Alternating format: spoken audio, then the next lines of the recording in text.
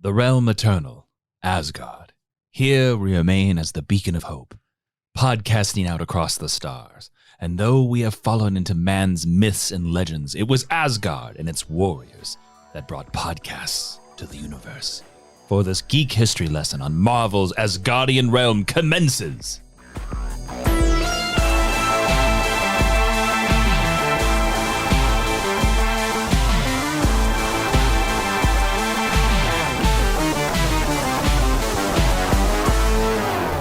Hello and welcome to Geek History Lesson. I am Jason Allfather Inman. I am Ashley Victoria Robinson. Welcome to your Mind University because you have stumbled onto the podcast where we take one character, construct, or place from popular culture and teach you everything you need to know about them in about an hour. And I have to say, I like this podcast. Another. What? You know, Thor's like, I like this drink. Another. Oh, I was very confused. I don't know how I thought you were ending the podcast literally a minute into the podcast. I don't know how my stellar Chris Hemsworth impression slipped through your radar.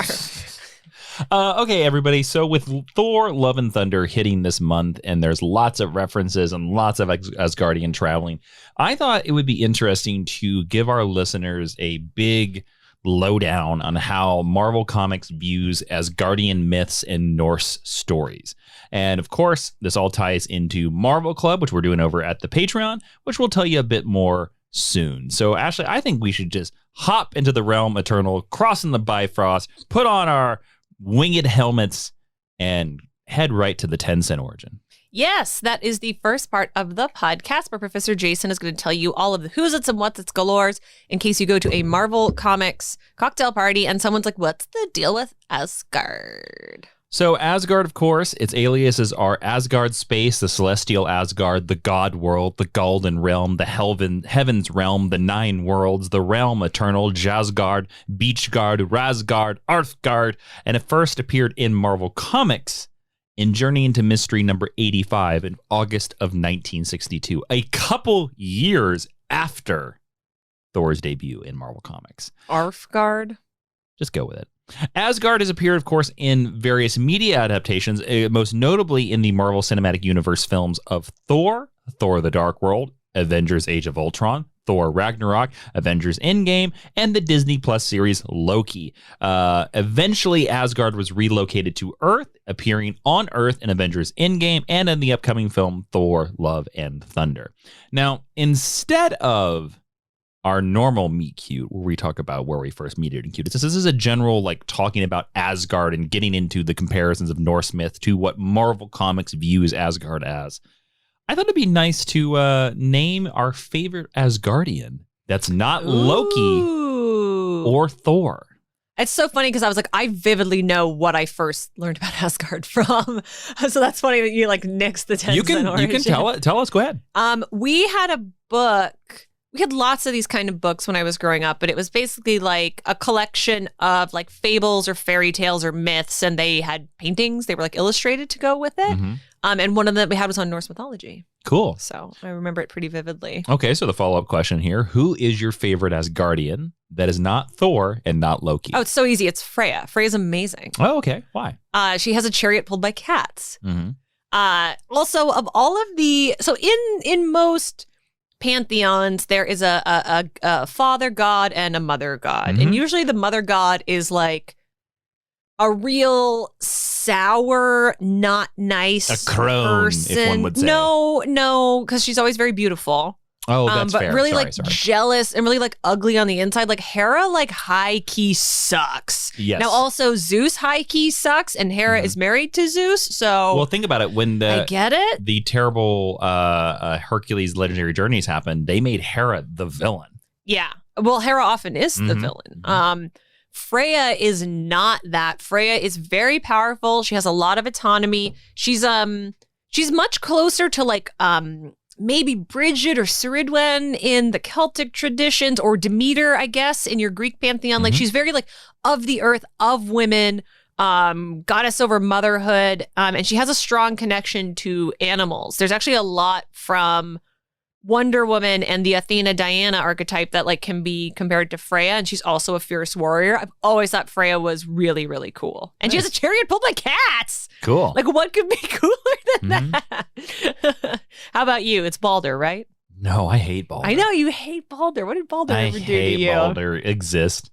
Get killed by Loki? Heimdall is my favorite. Really? Yeah, I like Rogue choice, Heimdall. I like the idea of the man on the edge of the world watching all, and I really like the Marvel comics version of Heimdall as well. Idris Elba was a great choice, but I mean, I'm talking about the comic book version of Heimdall. This guy that always stands on the ledge and can see everything. Interesting. Yeah, I really like that. So let's talk about Asgard from Norse mythology. So first off, I'm going to mispronounce a lot of names, but we're doing our best. I've tried my best to pull some pronunciations when I could find them. So, before the Norse, aka the Vikings, converted to Christianity during the Middle Ages, yeah, you're getting a real history lesson here, nerds. They had their own, native pagan religion that was as harshly beautiful as the Nordic landscape. Now, the centerpiece of this religion is what we call the Norse mythology. And this is the set of religious stories that gave meaning to the Vikings' lives. The Norse religion that contained these myths never had a name. They called it traditions. Can I add a thought here? Yeah. If people want to do some reading on the actual traditions outside of Marvel Comics, there is a prose collection that has since been turned into comic books written by Neil Gaiman that's simply called Norse Mythology. I would highly recommend checking that out. Actually, it's interesting you say that because that is on my recommended reading. Oh, hey! I assumed it would only be Marvel Comics, which is why I didn't add that. This is going to be a lesson, and maybe I didn't make it clear at the beginning. This is going to be a lesson that is going to compare and contrast Marvel Comics Asgard to Norse mythology. Great. Because I want you to sort of maybe have a deeper appreciation for the Thor movies, also to some of the stuff they brought up in Love and Thunder, and also maybe there's some nice bits in here that I bet you the MCU is going to bounce off of. Okay, great. So it's a little bit, this is a giant download. This is a hard episode to title. This is a giant download on Asgard, and you need to learn where did Asgard come from before Stan Lee and Larry Lieber and Jack Kirby massaged it. Yeah. Okay. So I apologize for interrupting. It's all good. Because you clearly already knew what you're talking about. Now, these mythological characters from the Norse mythology were stories that were shared by northern Germanic tribes roughly around the 9th century AD. And these stories were passed in the form of poetry until the 11th to the 18th centuries, where texts like the Eddas and other medieval texts were written. In fact, actually, do you know where the majority of Norse texts were actually written down on paper? I know the book is called the Poetic Edda. Well, that is one of, but do you know the location? It's a country. Denmark? No, Iceland. Oh, that makes sense. That is where this is where a lot of our knowledge in the modern day comes from. An island too, so it would be had less likely to have been found and destroyed by other religions. Now let's get a basic overview of what these traditions included. Now, central to the accounts of Norse mythology, of course, are the plights of the gods and their interaction with various other beings. And if you are familiar with Greek mythology, this should sound very clear to you. A lot of these interactions, of course, are with the Jotnar, who may be the friends, the lovers, the foes, or the family members of the gods, basically the supporting characters of the gods. They're called the Jotnar. Great.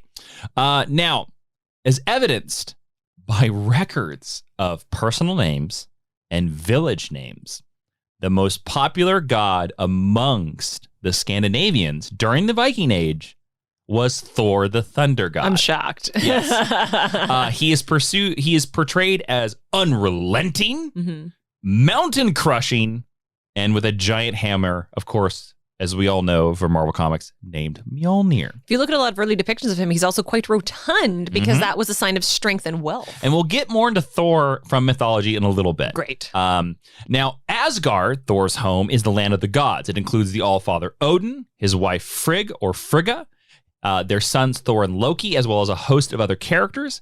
And on his golden throne in Asgard, Odin rules over the 9 worlds, which includes Midgard/Earth. These 9 worlds are linked by a mystical world tree named Yggdrasil, whose roots and branches stretch across the cosmos. Although the gods also have other ways to travel to Earth beside the magical rainbow bridge that is called the Bifrost. Yes. According to the second stanza of the Poetic Edda poem Voluspa, the 9 worlds surround the tree Yggdrasil. That's where that comes from. And the Old Norse Corpus does not clearly list the 9 worlds. However, scholars have proposed identifications. Most modern interpretations of Norse mythology and what the 9 worlds are actually comes from Henry Adams Bellows, who was a scholar who he is the one that he did all the reading and compiled the list. He was the guy that said, he's like, I think it's these 9 worlds. And he did this in 1923, and basically everybody agrees with him. Great. But again, to be honest with you, no one quite knows for sure. I love that. Do you have the list in front of you by any chance? We're going to start venturing into the Marvel universe. I have what the Marvel universe list is. Oh, because I was going to see if I could remember them. We're going to get to that, actually. Okay. But the Marvel list is basically the quote-unquote official list. Yeah, yes. I knew that. There are a couple differences, but they're basically the same. Now, early Thor stories focused on Earth, and they centered around Dr. Donald Blake. Yes. Who was the man who found the walking stick. We talked a lot about him last week. Talked about a lot of him last week. Now, when Stan Lee and his brother, Larry Lieber, introduced the realm of Asgard into comic books with Journey into Mystery 85, they introduced the Rainbow Bridge. They introduced Heimdall. But it wasn't until a year later that the comics started cashing in on Thor's popularity with a spinoff feature called The Tales of Asgard, which was actually a passion project of Jack Kirby. Now, Ashley, do you want to explain who Jack Kirby is in case anybody at this point doesn't know? The greatest comic book artist of all time, yes. Arguably. You can consider him to be the father of all of your favorite original Marvel comics. Yes. Characters. Him and Stan Lee basically co-created, and Larry Lieber, Stan's brother, helped a lot on Thor. Big part of Thor, yeah. So Jack Kirby loved mythology. So That's why he ripped off Thor twice.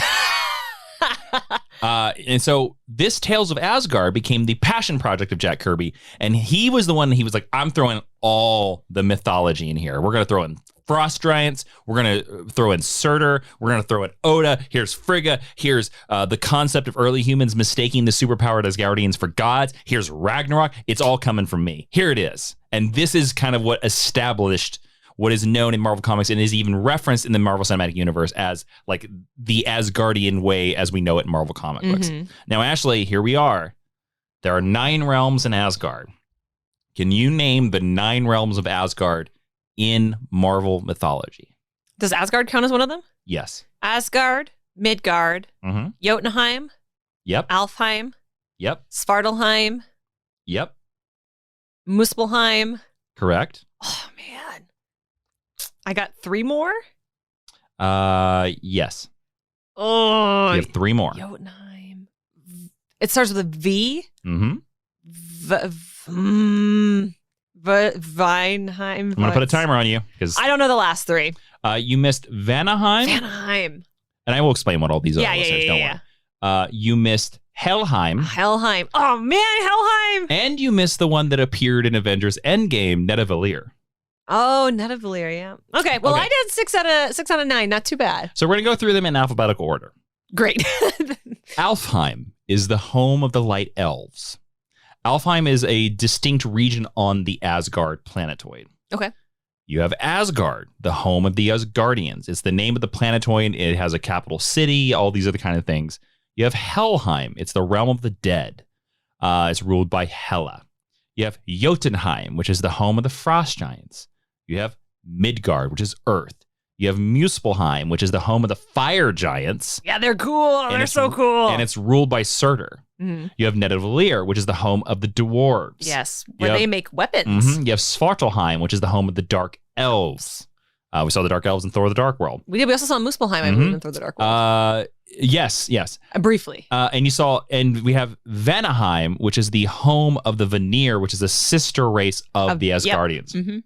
Now, in Marvel comic books, they retconned in 2011 and said that there is a 10th realm.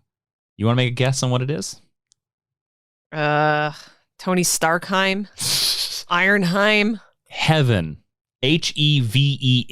It is. Boo! I don't want Christianity in my Norse mythology. Yep. Boo! I hate that. It was called the 10th world of Asgard and home of the angels, and it was cut off from the rest of Asgard. Let me finish. This is long, and I just want to mention it, I never want to talk about this again. It's fine. It was cut off by the rest of Asgard by Odin long ago and rediscovered in the original Sin storyline. It is revealed there is a 10th realm inhabited by angels, and this is also like apparently the home of and when Marvel retconned that Angela, yes, that's what I was going to bring Todd up. McFarlane Spawn character comes from this realm, and it's the reason why she disappeared. And the less said about Angela, the Todd McFarlane character existing in the Marvel universe, the better off we'll be.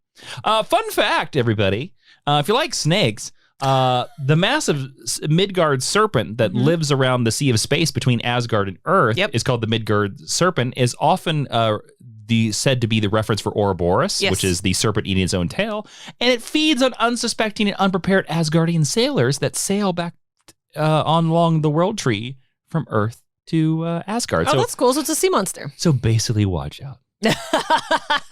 That's why you don't sail. Just like have Heimdall take you. Yeah, take the elevator.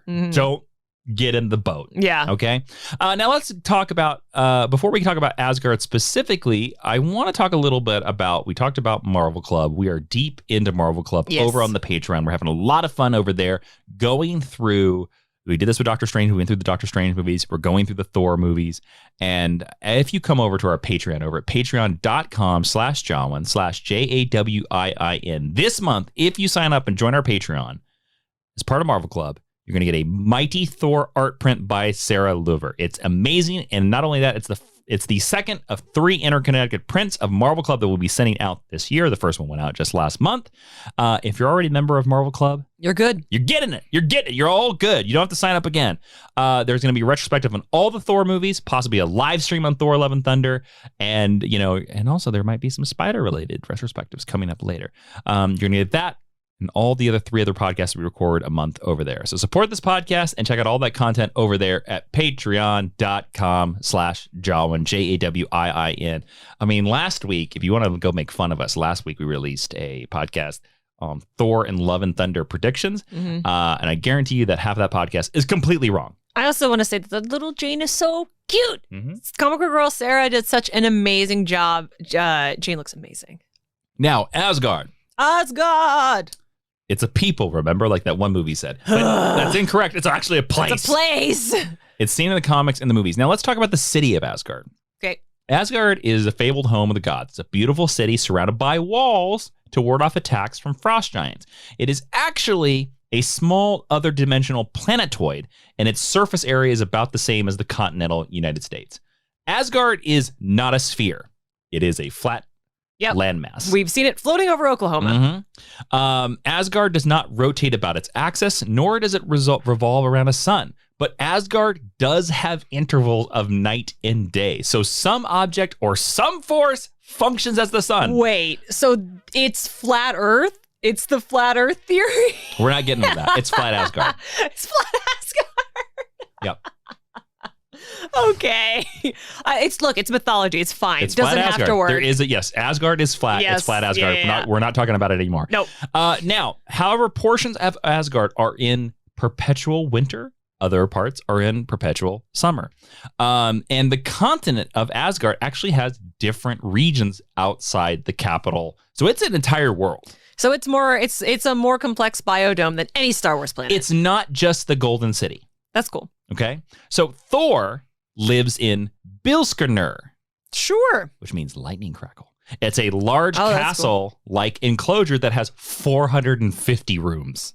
Wow. Odin lives in Gladsheim, Radiant Home, which also contains the Great Hall of Valhalla, where the souls of the brave fallen warriors dwell. So Odin's house contains Valhalla. All the dead folks. Yep.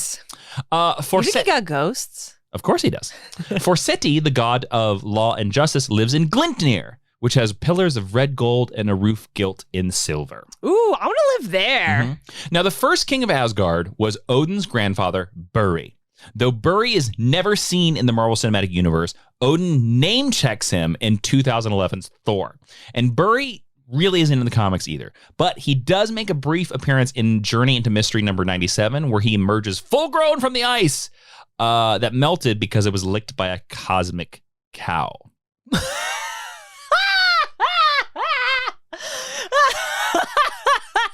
I want a cosmic cow.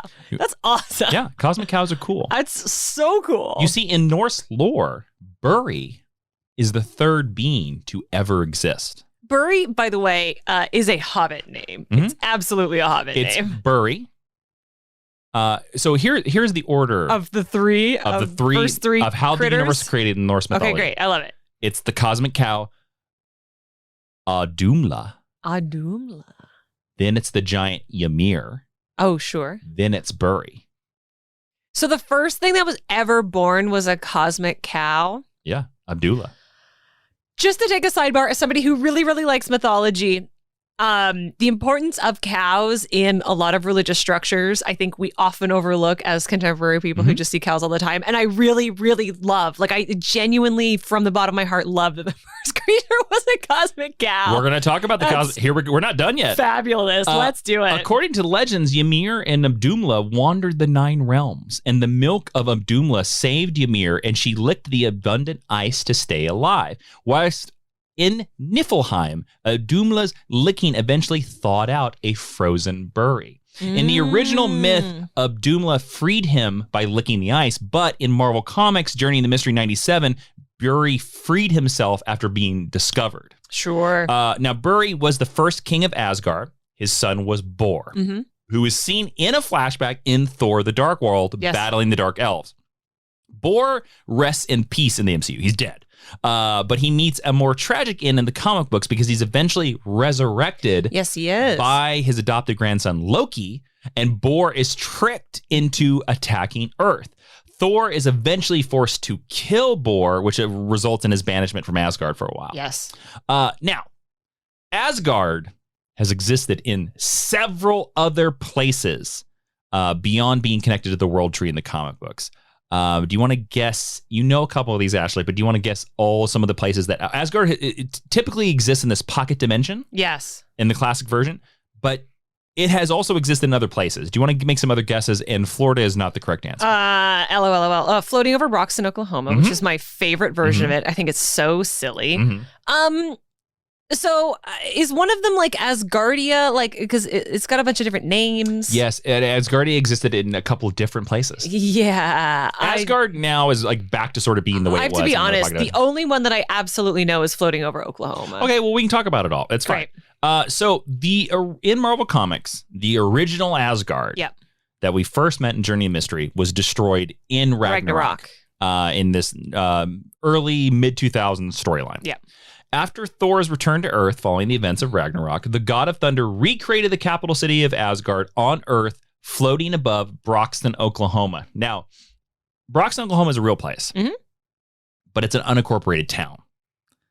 Yeah, so I don't know why a Norseman would want to live there, because it's hot and humid.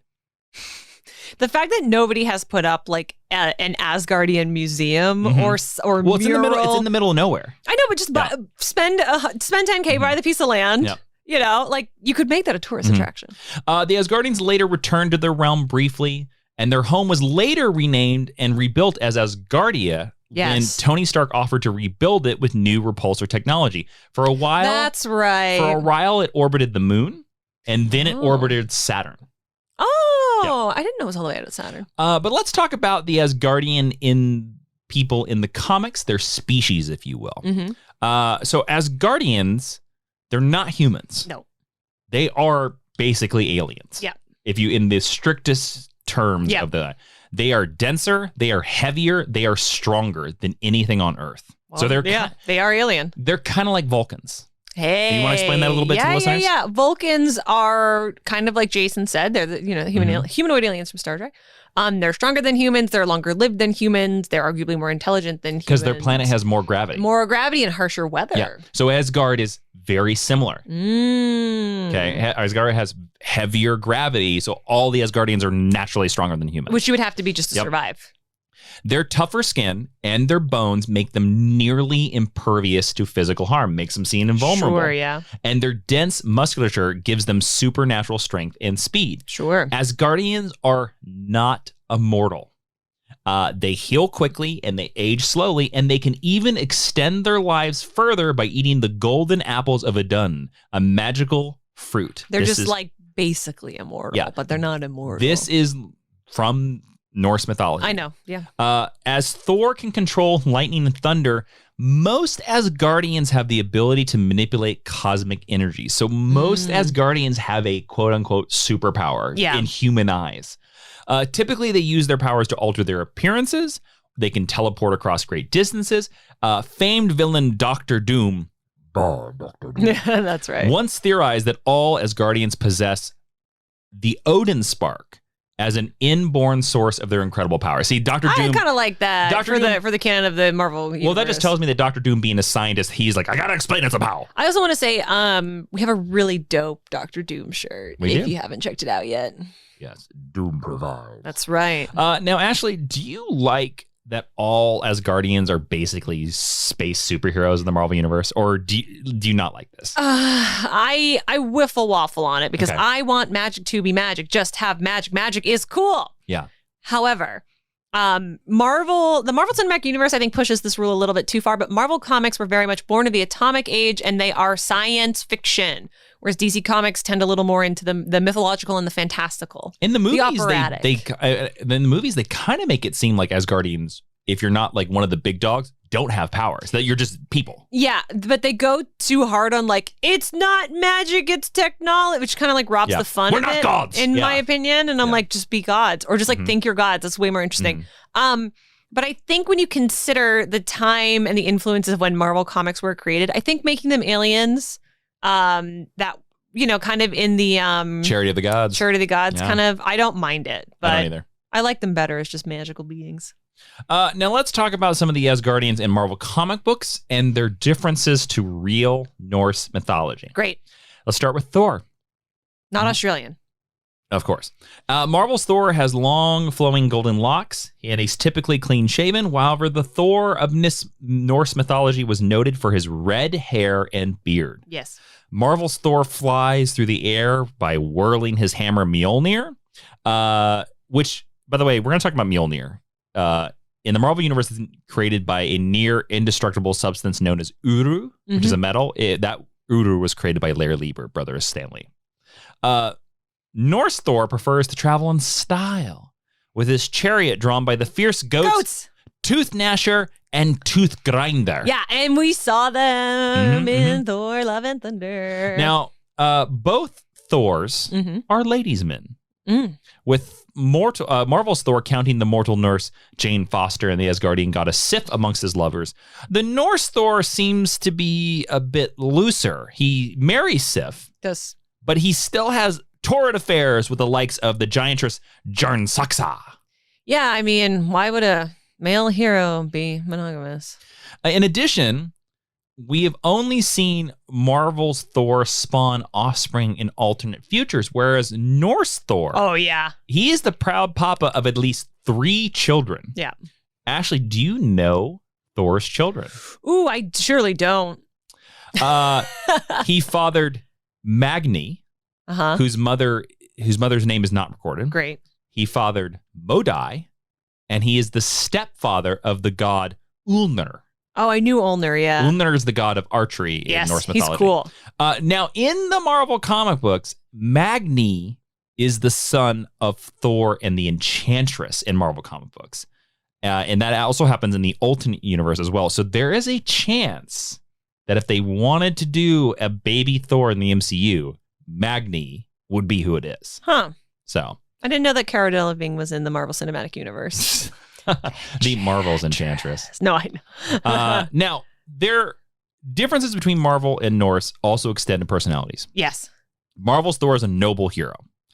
Thor of Norse myth is a fierce warrior with a violent temper who revels in slaughter of anyone who would challenge him. So he is a real Viking, and he's kind of like Conan the Barbarian. Yeah, or I was going to make the comparison to Beowulf as well. Yes. He's very much this type of hero. If you tick him off, he will kill you. He will kill you back. Yes.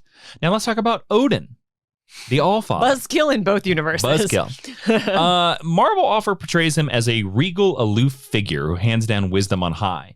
Norse myth portrays Odin as an enigmatic figure. He's a sorcerer, and he's actually viewed with suspicion. He uses his ravens to spy on people. Yeah. Now, Norse Odin often assumes different identities, kind of like Zeus in Greek mythology. Yep. He travels among men either to learn or to teach. He hands down lessons, often putting Thor through some tribulation. He's a very hands-on leader god. That's like one similarity between Marvel Comics and Norse mythologies. Both Odins enjoy putting Thor through tribulations and trials. The Norse Odin is regularly depicted as missing an eye. He sacrificed it to gain the knowledge of magic. Yep. He didn't lose it in a battle. Now, other aspects of Norse Odin, which are only referenced sporadically in the Marvel Comics, include his mystical spear Gungnir, his 8-legged horse Sleipnir. Sleipnir's so cool. And his talking ravens. Do you know their names? I don't. I read them though, but I didn't write them down. That's okay. I don't know them either. Okay. They do have names. Everything has a name in mythology. He also, again, he has an eye patch in mythological depiction as well. In comics, he's married to Frigga, though in mythology, she's referred to as Frigg, and she is a fertility goddess. Now, they also have many other children besides just Thor and Loki. Yep. One of these children is Heimdall, the keeper of the Bifrost. Yep. So, Yep. There's that. Thor's other brothers include Tyr, the Norse god of war, Balder, the Norse god of the summer, sun, and joy, and there is also the brother Hermod, the messenger god. Sounds familiar, doesn't it? Oh, like Hermes. Hermes. But the movies basically leave most of these all out. So do the comic books as well. Also, just in case anyone at home was really mad, the names of the ravens are Hugin and Munin. Probably Hugin. Or Hugin and Munin. Yep. And also, Odin also has brothers that are never seen. Yes. As well. They're mentioned. They're not talked about. Well, it makes sense if you consider that this is a mythology that was created by people pre-birth control. Lots of siblings. Now let's talk about Loki. Let's. In the Marvel Universe, they represent Loki as the adopted son of Odin, adopted by the god when he was a baby, and therefore the adopted brother of Thor. But more importantly, the Norse version of Odin did find Loki as a baby after he killed his giant father. Yep, he murdered Loki. Odin never adopted him in Norse mythology, although Thor and Loki in Norse mythology consider themselves to be blood brothers. Yeah. Which did allow Loki to live in Asgard amongst the gods. So Loki is actually an uncle to Thor, not a brother. In Norse mythology, Loki also gave birth to many bizarre gods and monsters, including Hela, the goddess of death. Yep. So Hela is not his sister as seen in the MCU. Hela is his daughter. Yeah, he also has relations with animals. Yep. He also gave birth to the dragon Jormungandr. Yeah. And Loki gave birth to Odin's 8-legged horse Sleipnir. Yeah. So yeah, Loki at various points, and I understand why they do it, basically births Cthulhu-like monsters. Yeah, so, if you don't think men can give birth, the Norse traditions take issue with that. They disagree with you. Loki, again, he's a more complex figure in the Norse mythology. His role can best be described as troublemaker. At the outset, he often accompanies Thor on his adventures, and he usually plays a helpful role, kind of like a Merlin type figure. Yep. On many occasions, he is craftier and he is smarter than the rest, and they often have to rely on his tricks to get them out of trouble. Yep. When Loki's mischief gets carried away, sometimes it leads to bad things, like when he plays a crucial role in the death of Odin's beloved son, Balder. Marvel comic fans will note that Balder is basically alive in the comic books, but he's never been seen in the MCU.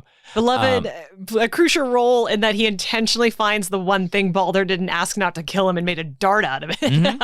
And this creates a rift between Loki and the Asgardians that will eventually lead to Loki fully turning against them and fighting on the side of their enemies during Ragnarok. We'll talk about Ragnarok a little bit later. Okay.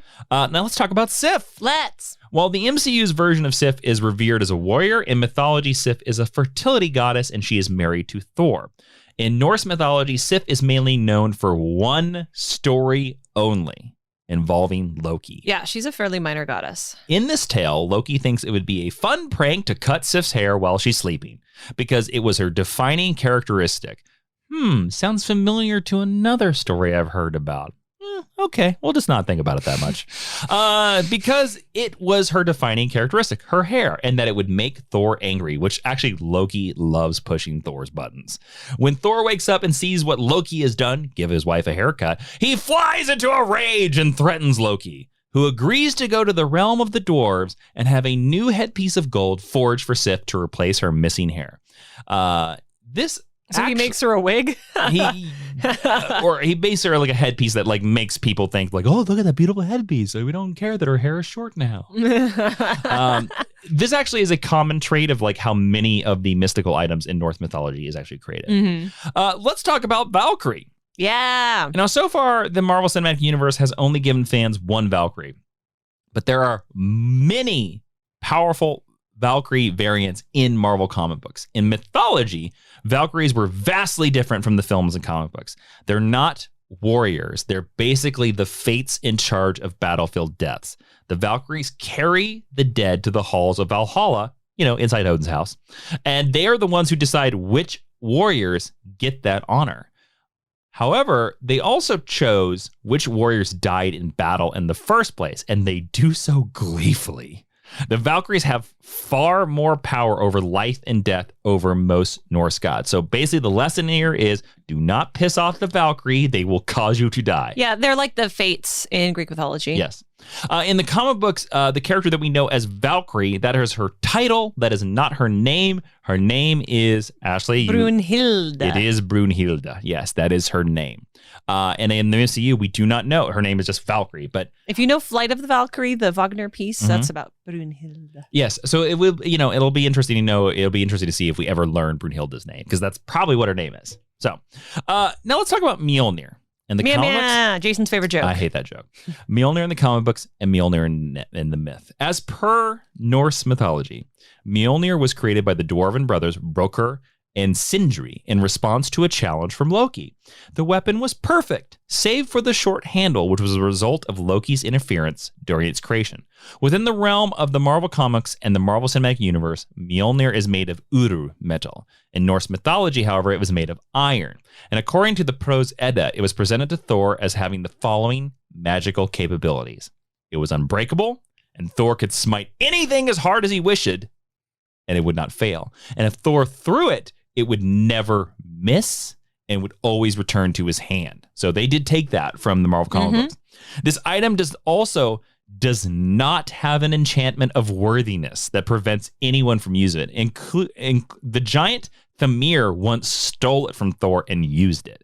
As opposed to comics and the MCU where only the worthy can lift it. However, the hammer does not grant Thor the ability to create storms and shoot lightning. He was the god of thunder and lightning and storms before he received the hammer. Yeah, which the MCU kind of caught up to with with Ragnarok. Yes, which I actually really like in Thor Ragnarok, and I think it's one of the good story pieces that he is the god of thunder. Now, let's talk about Mjolnir here. Stan Lee says that his brother and co-creator Larry Lieber originally referred to Mjolnir, as I said, the Urur hammer. And writer Roy Thomas eventually changed the name of the hammer to the mythologically correct name of Mjolnir, but maintained the Larry Lieber concept of it being composed of the fictional metal Urur. In Marvel Comics, this is the origin of Mjolnir. There was an unimaginably powerful cosmic storm called the God Tempest, made of cosmic energies, and it approached Asgard.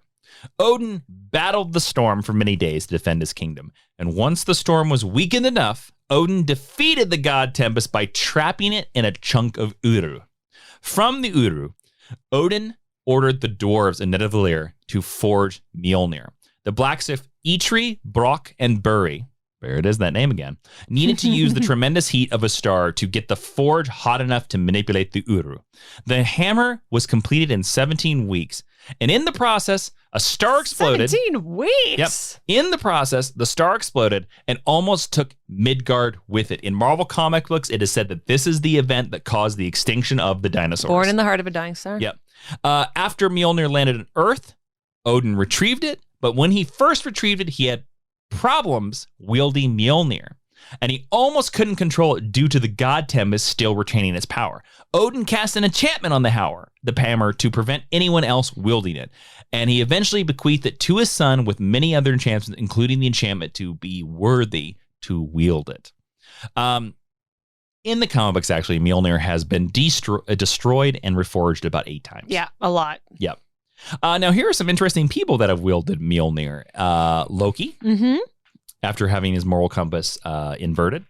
Ororo Monroe, Storm, Jane Foster, Squirrel Girl, Black Panther, Captain America, Superman in the JLA Avengers, and, of course, Odin. Now, Ashley, I want to ask you. Yes? Do you think you would be worthy enough to lift Thor's hammer? And also, if Thor's hammer fell in front of you, would you even touch it? No. I don't want a weapon. I wouldn't be worthy if I wouldn't want it. No, absolutely not. Absolutely not. You wouldn't even. You saw a giant mystical hammer in front of you. You wouldn't even touch it. I can barely lift a regular hammer. What am I going to do with a big war hammer? Okay. Absolutely not. All right. No, I have zero interest in Mjolnir as a weapon.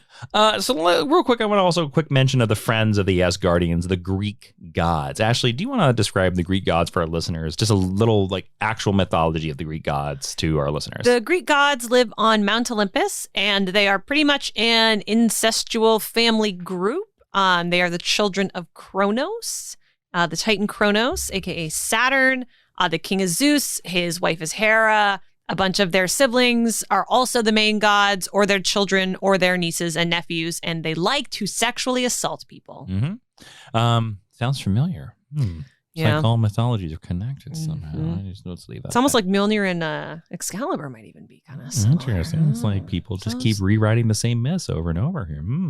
It's almost like one traveler. Interesting. All right, just gonna throw that out there. So the the Greek gods. Yes.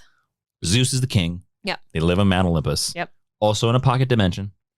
And the biggest hero is Hercules. Kind of how the way they explain it in Marvel comic books is that Mount Olympus in Greece has a portal to the Olympus dimension. Yes. So, based in the secret city of Olympus in a pocket dimension, Marvel Comics Greek gods are typically portrayed as equals to the Asgardians. That's why Thor and Hercules, the sons of their respective pantheon leaders, have had so many stalemates over the years. Yes, and Hercules has been on various Avengers teams and stuff over the years as well. A millennium ago, Zeus' son Hercules led a band of warriors that he had transported through time from ancient Greece to battle the Norsemen who were under the protection of the Asgardian god Thor. This conflict led to a war between the Asgardians and the Olympians.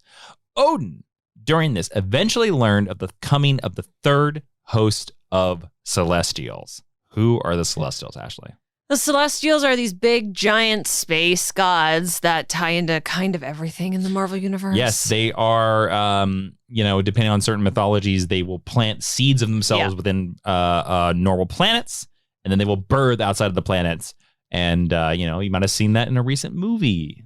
So, the Celestials, alien beings of inconceivable power who influenced the evolution of the Earth's human race and intended to judge humanity's worthiness to survive when the fourth host came. Odin learned about this, and he contacted Zeus, ruler of the Olympian gods, during this conflict. And the two of them were basically like, we got to put this Asgardian Olympian war to stop right now, because there's something worse coming. The two monarchs then met with the ruling gods of Earth's other pantheons, because in the Marvel Universe, they kind of all exist. They all exist, but also it's Christian heaven. Yep. This group of the ruling gods of Earth later became known as the Council of Godheads. Odin, Zeus, and Vishnu, the preserver of the Hindu gods, confronted the third host celestial.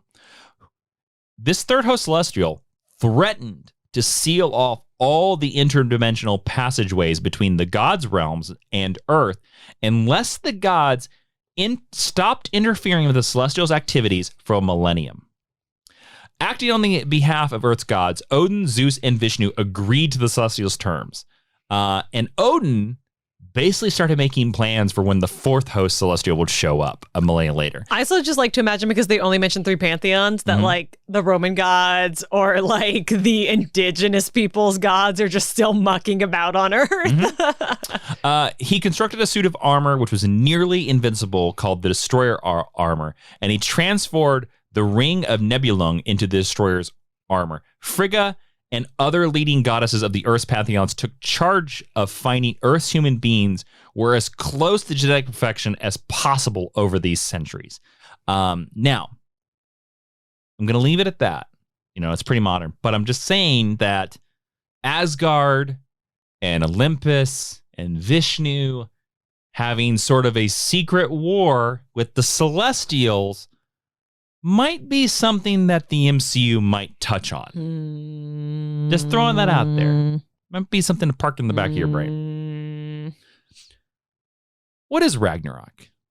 The end of the world. Yes, the end of all Asgard. And that's where we're going to end our lesson today. It's the Apocalypticus. Pretty much everybody dies in Norse mythology. In fire. Here's how it goes down in Norse mythology. I know we already had a Ragnarok movie about this, but here's how we're basically going to get to it. Asgard's a people, Jason. It's a place. The Frost Giants, the Fire Giants led by Surtur, and the Dead led by Loki all attack Asgard at the exact same time. It's pretty bad. All the elves, all the dwarves, and all the humans of the other realms come to Asgard to help. Odin gets eaten by a giant wolf, Fenrir. Yep. Thor dies defeating the Midgard serpent that I told you. You should have stayed out of those boats. And Loki and Heimdall kill each other. Yep. Eventually, Surtur, because nobody else is left alive, just burns the whole damn universe down. Yep.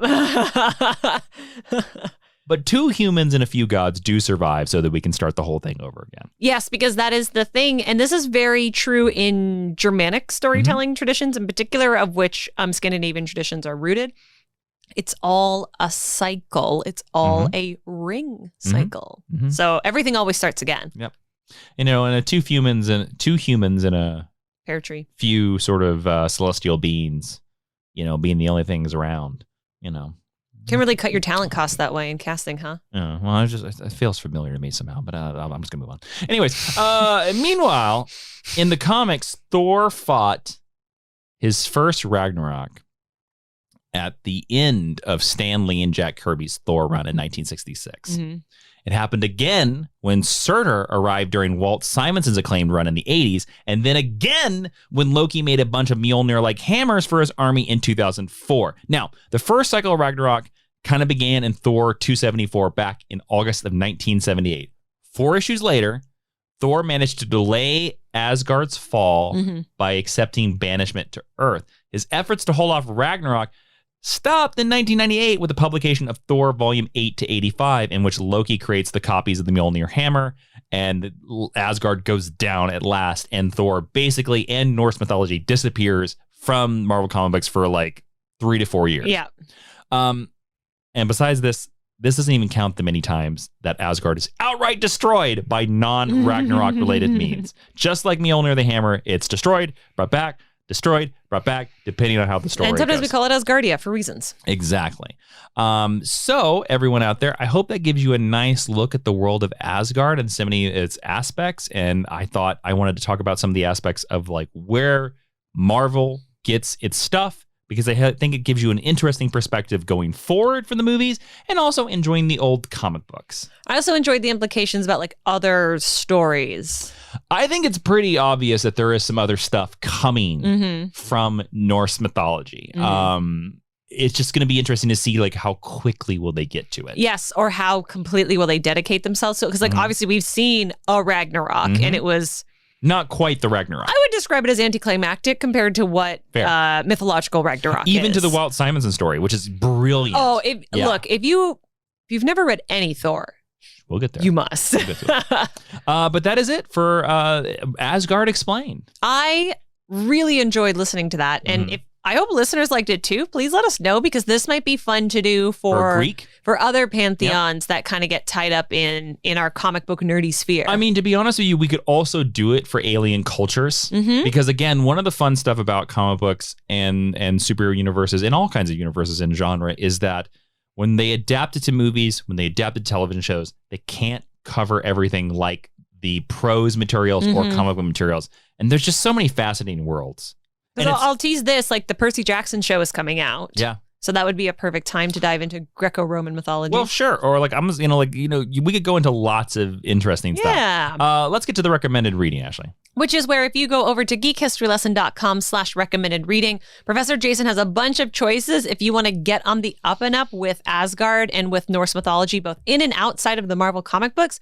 You go there, you pick up what you want, and your support helps us keep the podcast lights on. The first one is one we mentioned earlier. It's Norse Mythology by Neil Gaiman. It's basically, Neil Gaiman's a great writer. He created DC's Sandman.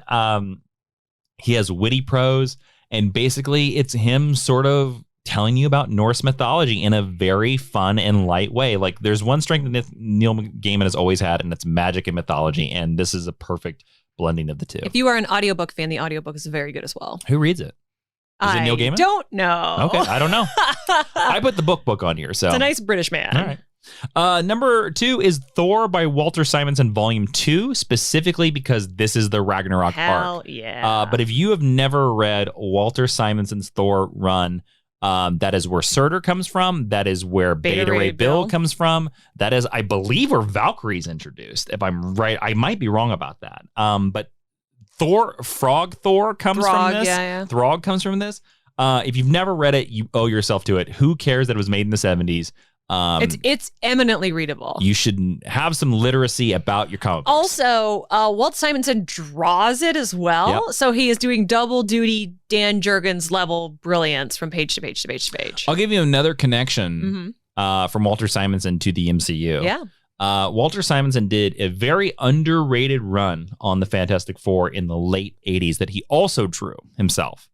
And in that run, he introduced the Time Variance Agency that is seen in Disney Plus's Loki. That comes from Walter Simonson's Fantastic Four run. Yeah. So does Agent Morbius. Yes, I knew that. Who he intentionally made look like Marvel editor Mark Gruenwald. Yep. Yeah. So Walter Simonson doing a lot of heavy lifting in the MCU. In Marvel. Yep. In Marvel, period. The third one is Thor Volume 1 by Dan Jurgens and John Romita Jr. Yeah. This is the run, although it's not for like another 80 issues later. This is the run that sets up King Thor, and it also sets up the finality of Ragnarok. It's when it actually happens, when they all die. Yeah, so it's good. It's really, I have a lot of fun with that run. It's very 90s, but I think there's a lot of great stuff in it. We love the 90s. So there you go. Let's move on to the honor roll, Ashley. Yes, what's that? That is where you go to Apple Podcasts and you leave a 5-star review, and we read your review on the air for helping us out in the Apple algorithm. Ashley, who's joining the club? Joining the club today is Miss Chrissy Lynn. Whoa! Who says, best geek and pop culture podcast. I love comics, movies, and pop culture. I love Ashley and Jason's banters and extensive knowledge on all things geek related. Their top 5 formula is fun, engaging, and I love the most recent top 5 best Catwoman stories. She's my number 1. Thank you both for making this podcast fun to listen to while I sew my cosplays, crafts, and on my drives. Well, Miss Chrissy Lynn, former coworker of myself and mine, and several Jawiin videos. Thank you so much for that kind review. Welcome to the Teachers Lounge, where Professor Jurgens will be teaching hammer throwing. Ooh. Yeah, also, if you are also a Catwoman fan, Miss Chrissy Lynn is a preeminent Catwoman cosplayer. Check her out on Instagram. And also check out this podcast everywhere you listen to podcasts. That is on Spotify, that is on Stitcher. And if you like this episode on Asgard, please tell your friends about it. If they enjoyed the Thor Love and Thunders, tell them like, hey, you're going to enjoy this Thor, Asgardians, and Space Cows. Or maybe if they didn't enjoy Thor Love and Thunder, give them this as an antidote. Yes. It works for both options. If they like Space Cows, I guarantee they're going to like this podcast. Ashley, where can they find this podcast on the social medias, and where can they suggest future episodes? You can find us at geekhistorylesson.com. Don't forget to check out our blog that goes up every Thursday as a complement to our weekly episode. You can get it at facebook.com/geekhistorylesson, on Twitter at GHL Podcast, or on Instagram at Geek History Lesson. And this week on the Patreon GHL Extra, we will be talking about the best alternate versions of Thor and also some weird Thor stories from mythology. Don't forget, you can follow Ashley on Instagram and Twitter at Ashley V. Robinson over on Twitter and Instagram, of course. And you can follow me on Twitter and Instagram at Jawiin. That's Jawiin. Hashtag stuck around, where we make sure you stuck through the plugs. Ashley, our final discussion is going to be about, is there an aspect of Asgard or Norse mythology that you would like to see in the Marvel Cinematic Universe they haven't touched on yet? That's interesting because they've touched on a lot of the most interesting parts of it. I feel they've dabbled in a bit of it, too. I was going to say, but I don't feel like they've done a lot of it in a way that I found completely satisfying.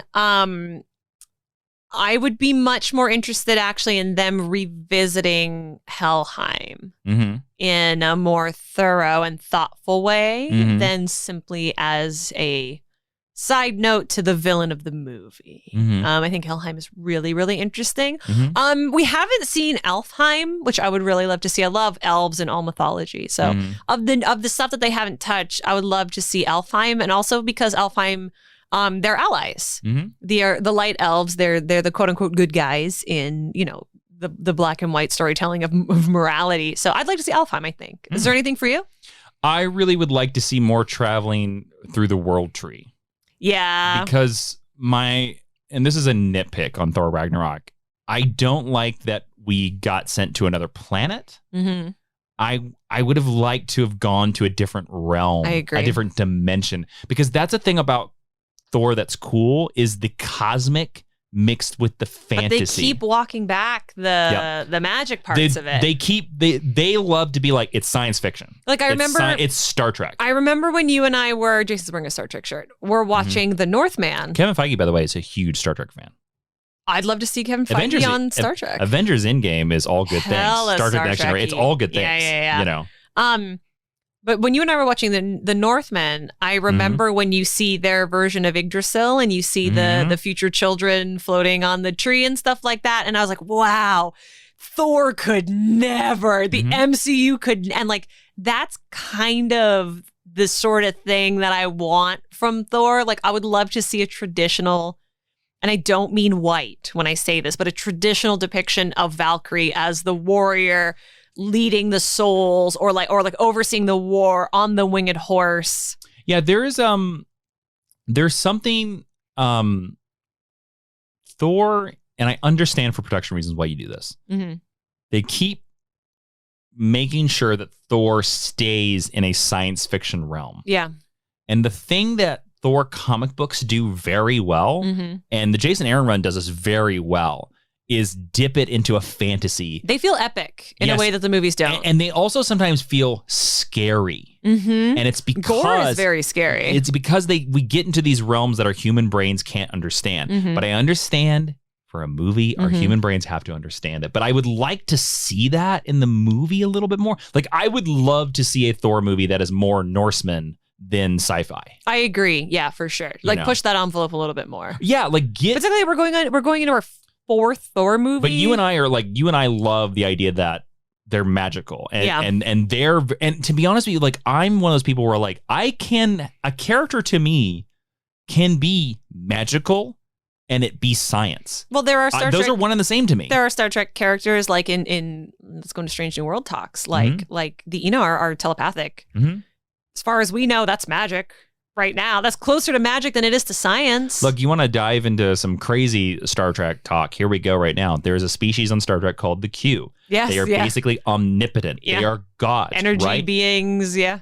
But you might say to yourself, like, how do they work in Star Trek? Star Trek is very tech-based, right? To me, and they have done several episodes about this, the Q are a species that evolved past needing technology. So even though they look like they're magic, it's just that it's a form of evolution that we don't understand. That's why that to me is like, there's that great quote. Is it Isaac Asimov or is it Carl Sagan who says that any advanced technology will look like magic? That to me is the Asgardians. Yeah. They are one and the same. Magic is technology. Yeah, but Marvel's so doubled down on it's technology. They're aliens. Yeah. They're aliens that live 5,000 years. Yeah. I understand why you do that for a popcorn blockbuster movie. But I like the magic. And that's where I'd like to see it go. So there you go. And, I'd love to see you go to our next episode next week, listeners. So thank you so much for listening to us on Geek History Lesson. Really appreciate it. I am Jason, the Cosmic Cow Inman. I am Ashley Victoria Robinson. And Professor Jason, would you please dismiss the class? Das podcast hath finished.